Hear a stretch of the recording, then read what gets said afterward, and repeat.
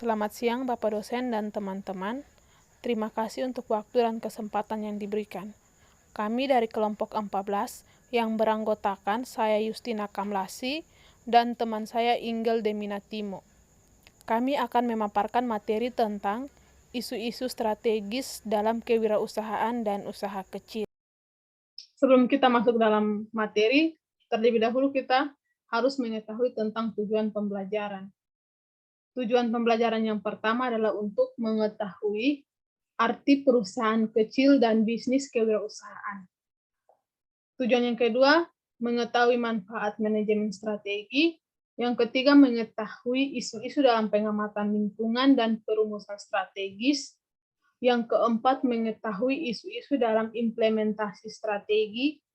Yang kelima, mengetahui isu-isu dalam evaluasi dan pengendalian. Baik, materi yang pertama. Arti penting perusahaan kecil dan bisnis kewirausahaan. Manajer strategi sebagai salah satu bidang studi biasanya berkaitan dengan perusahaan besar dan yang telah mapan. Namun demikian, perusahaan kecil tidak dapat begitu saja diabaikan. Studi menunjukkan bahwa perusahaan-perusahaan kecil membelanjakan hampir 2 kali lipat pada aspek R&D, terutama pada penelitian, dibanding perusahaan besar. Hasilnya perusahaan-perusahaan kecil dapat lebih inovatif. Yang berikut definisi perusahaan kecil dan bisnis kewirausahaan. Definisi yang paling umum diterima sehubungan dengan perusahaan kecil adalah perusahaan yang mempekerjakan kurang dari 500 orang dan mempunyai tingkat penjualan maksimal $20 juta per tahun. Meskipun ada beberapa kesamaan pengertian antara perusahaan kecil dengan kewirausahaan, kedua konsep tersebut berbeda. Perusahaan kecil adalah dimiliki dan dikelola secara pribadi, tidak dominan dalam operasinya, dan tidak terlibat dalam praktik inovasi. Perusahaan wirausaha sebaliknya adalah perusahaan yang tujuan utamanya adalah keuntungan dan pertumbuhan, serta dapat dikategorikan sebagai praktik inovasi strategis. Perbedaan dasar keduanya tidak terletak pada tipe produk atau jasa yang ditawarkan, tetapi pada pandangan dasar tentang pertumbuhan dan inovasi. Yang berikut, wirausahawan sebagai manajer strategi. Wirausahawan sering didefinisikan sebagai seorang yang mengorganisasi dan mengelola sebuah bisnis dan mengambil risiko untuk mendapatkan keuntungan, serta pada ujungnya merupakan seorang manajer strategis. Ia akan membuat semua keputusan strategis dan operasional. Semua level strategis korporasi, bisnis, dan fungsional menjadi perhatian dari pendiri dan sekaligus pemilik manajer perusahaan tersebut. Sebagaimana yang dikatakan oleh seorang wirausahawan adalah perencana strategi tanpa menyadari apa yang dilakukannya. Yang berikut, manfaat manajemen strategis. Perencanaan strategis berkaitan erat dengan kinerja keuangan perusahaan kecil. Namun banyak perusahaan kecil yang masih belum menggunakan proses tersebut. Ada 4 alasan mengapa perusahaan-perusahaan kecil masih belum menggunakan perencanaan strategis secara efektif. Yang pertama, tidak cukup waktu. Yang kedua, tidak mengenal dengan baik perencanaan strategis. Yang tiga, kurangnya keahlian. Yang keempat, kurangnya rasa percaya dan keterbukaan. Yang A, nilai manajemen strategi. Ada beberapa temuan tentang semakin meningkatnya jumlah perusahaan kecil yang mengembangkan manajemen strategis pada awal keberadaannya. Survei yang dilakukan oleh perusahaan konsultan dan akuntan nasional BDO Seidman pada tahun 1990 menunjukkan bahwa 81% dari perusahaan berumur 1-10 tahun mempunyai rencana strategis.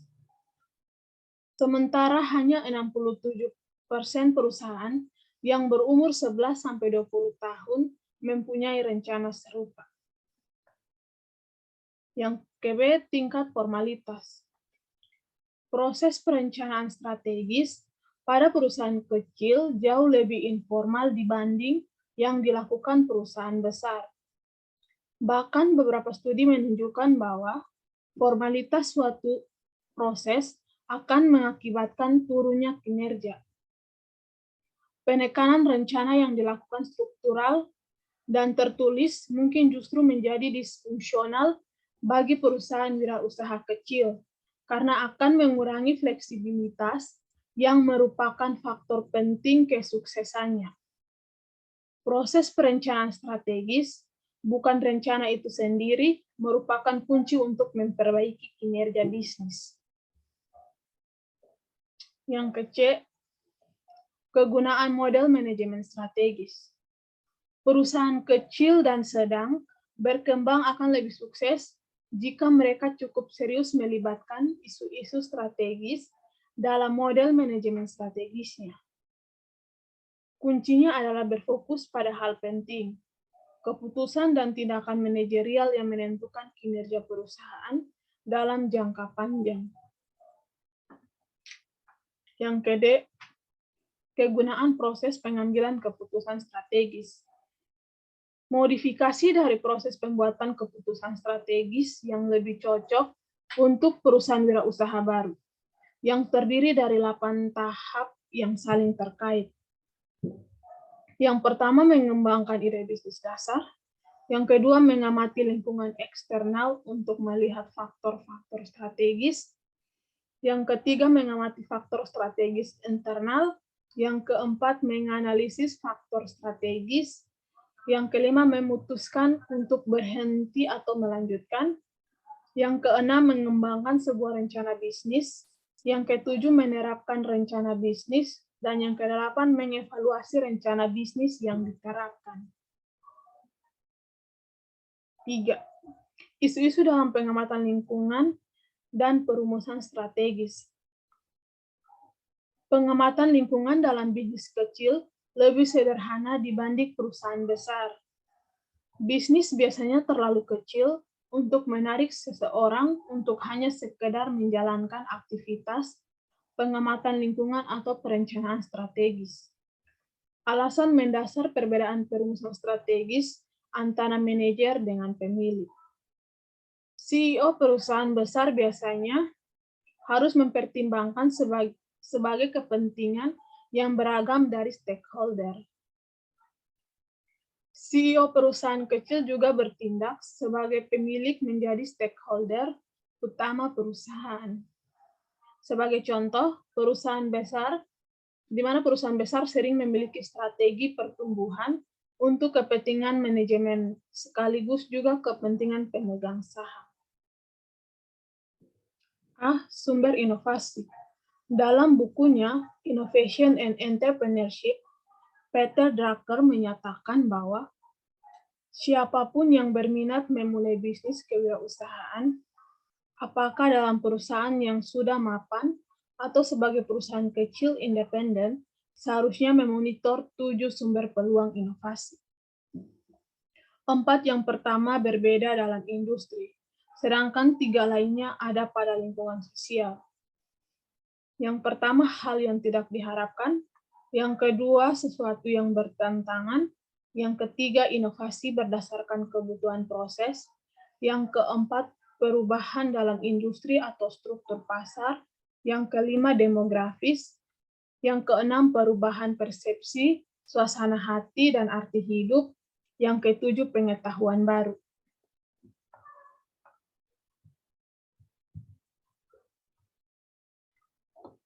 Yang ke-B, faktor-faktor yang mempengaruhi kesuksesan perusahaan baru.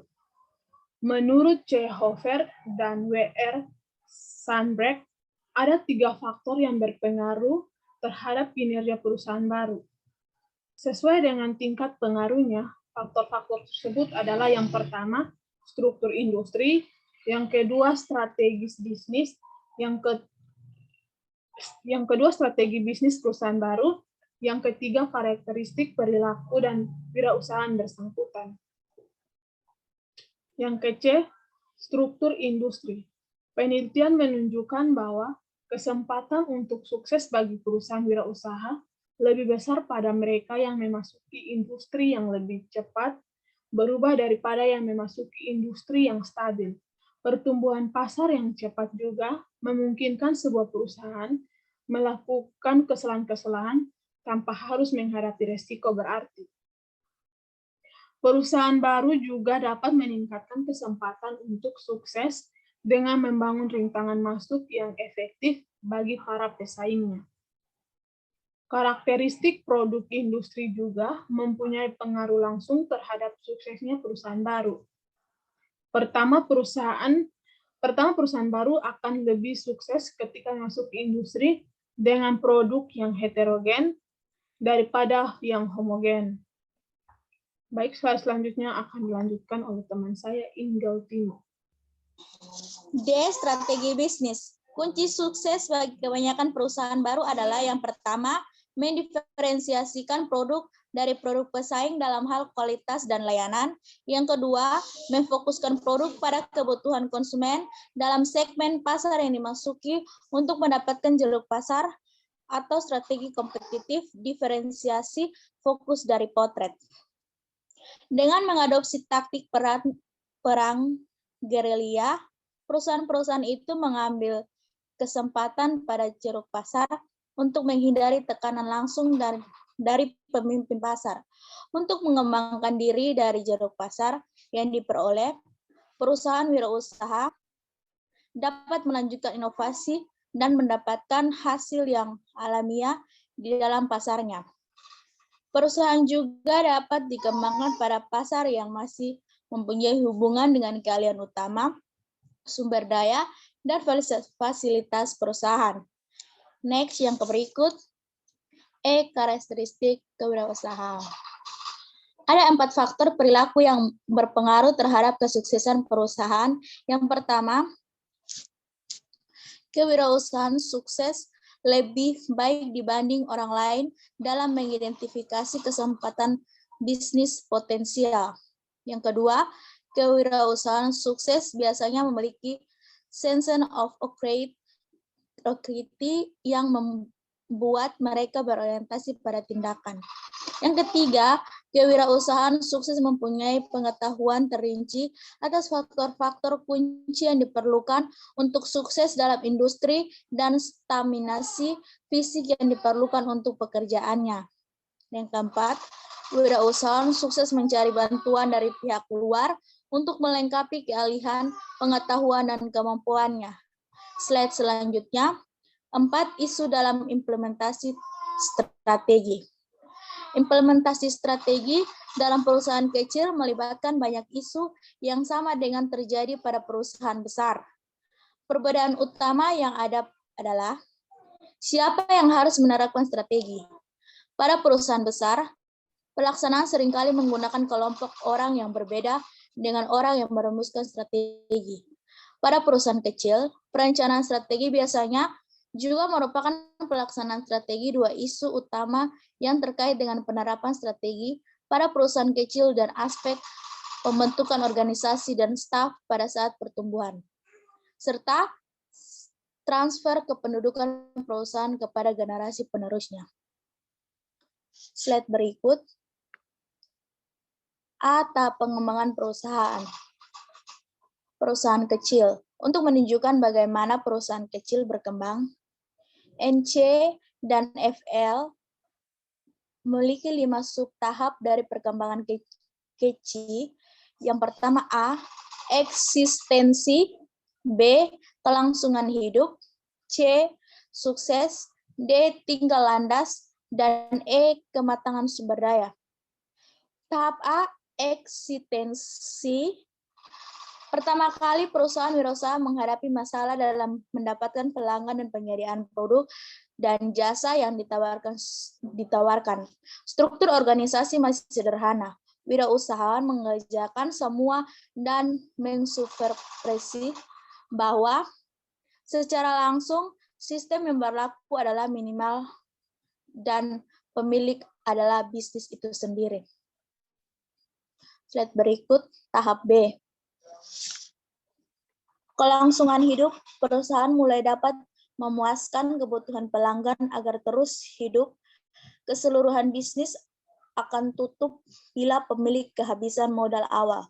Perusahaan yang memasuki tahap kelangsungan hidup akan memberi perhatian pada perkembangan aliran kas yang diperlukan untuk memperbaiki dan mengenali aset modal, serta untuk membiayai tahap pertumbuhan dalam upaya memenuhi kebutuhan pelanggan. Tahap C, sukses. Pada tahap ini, penjualan perusahaan telah mencapai tingkatan di mana perusahaan tidak hanya mendapatkan untung, tetapi juga menghasilkan aliran kas yang cukup untuk diinvestasikan kembali. Isu kunci pada tahap ini adalah menentukan apakah perusahaan akan tetap mendukung OMILI, apakah akan melepaskan ciri sebagian atau seluruhnya yang mendukung pertumbuhan. Slide berikut. Perusahaan pada tahap ini akan berubah menjadi organisasi yang terstruktur secara fungsional. Meskipun peran kunci masih dipegang oleh pemilik, dua pilihan tersebut adalah yang pertama, melepaskan perusahaan dapat mengikuti strategi stabilitas dengan baik dan tetap nyaman dalam posisinya sekarang di mana perubahan lingkungan tidak akan mengganggu posisi perusahaan atau mengurangi kemampuan perusahaan mulai tahap ini. Manajer fungsional mulai menggantikan peran pemilik perusahaan mulai secara formal diperserokan meskipun masih dimiliki secara terbatas oleh pendiri dan anggota keluarganya. Yang kedua, pertumbuhan. Seorang wirausahawan akan menanggung resiko atas semua kas dan pinjaman perusahaan untuk tumbuh, perencanaan strategi dan operasional dikembangkan dengan baik dan melibatkan pemilik manajer yang mempunyai perspektif ke depan ditarik. Penekanan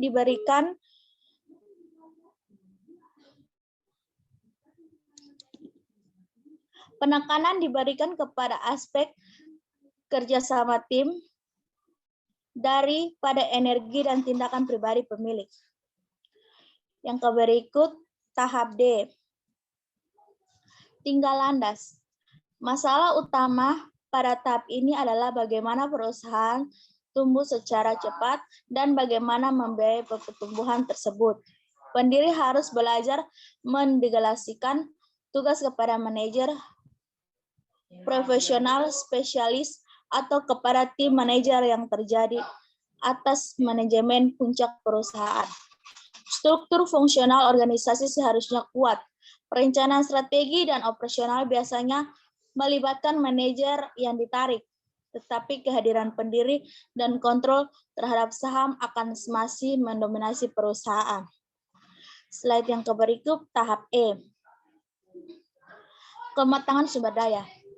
Pada tahap ini, perusahaan telah mencapai posisi dan karakteristik sebagai perusahaan mungkin masih berkurang kecil sampai sedang, tetapi dikenal sebagai pemain penting dalam industri dan mungkin dalam jangka panjang akan masuk dalam Fortune 500.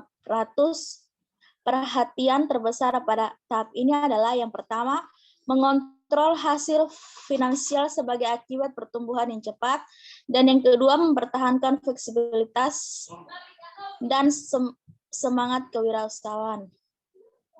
B. Transfer kekuatan dan kekayaan dalam perusahaan keluarga. Perusahaan kecil seringkali merupakan perusahaan keluarga, meskipun pendiri perusahaan merupakan kekuatan utama dalam memulai perusahaan wirausaha.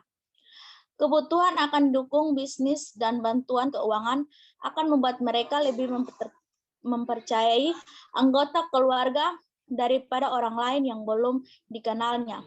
Cepat atau lambat, pendiri malah akan melibatkan pasangan atau anaknya ke dalam bisnis. Karena yang pertama,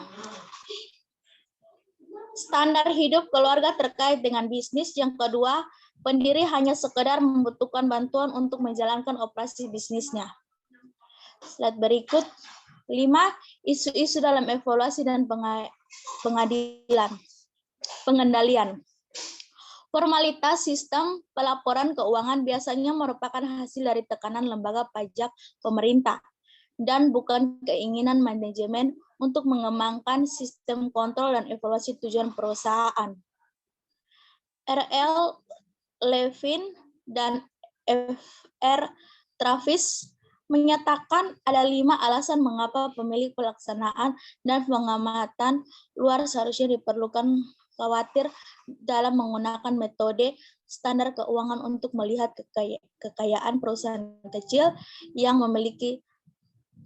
dimiliki secara pribadi.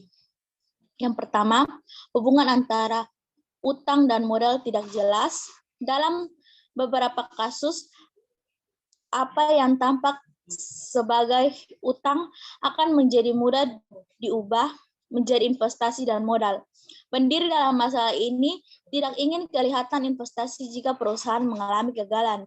Yang kedua, gaya hidup merupakan bagian dari laporan keuangan. Gaya hidup pemilik dan keluarga pemilik lainnya sering terlibat dalam neraca perusahaan. Aset-aset perusahaan tersebut berupa villa di pantai, villa di pegunungan, dan mobil mewah, laporan rugi atau laba, mungkin juga tidak memperhatikan seberapa baik perusahaan menjalankan operasinya. Yang ketiga, rumusan keuangan standar tidak selalu diterapkan. Perusahaan kecil sering menggunakan utang jangka pendek untuk biaya aset tetap. Tidak adanya pasar modal bagi perusahaan kecil, ditambah lagi dengan pihak bank yang enggan memberikan kredit tanpa ada jaminan personal, membuat pemilik perusahaan kecil mempunyai pilihan terbatas. Yang keempat, pilihan personal menentukan kebijakan keuangan. Karena pemilik sekaligus bertindak sebagai manajer, kebijakan dividen merupakan hal yang tidak relevan. Keputusan pembagian dividen sering tidak didasarkan pada harga saham, tetapi didasarkan atas gaya hidup pemilik atau pilihan antara pengambilan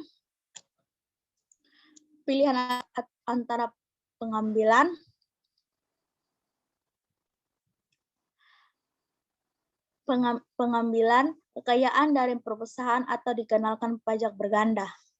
Slide berikut. 5. Bank menggabungkan kekayaan perusahaan dan pribadi. Karena tingginya persentase perusahaan yang mengalami kebangkrutan setiap tahun, pejabat kredit bank biasanya enggan memberikan kredit kepada perusahaan kecil, kecuali pemilik juga menyediakan jaminan personal atas kredit tersebut. Sekian dari pemaparan materi kelompok kami. Kurang lebihnya kami mohon maaf. Terima kasih.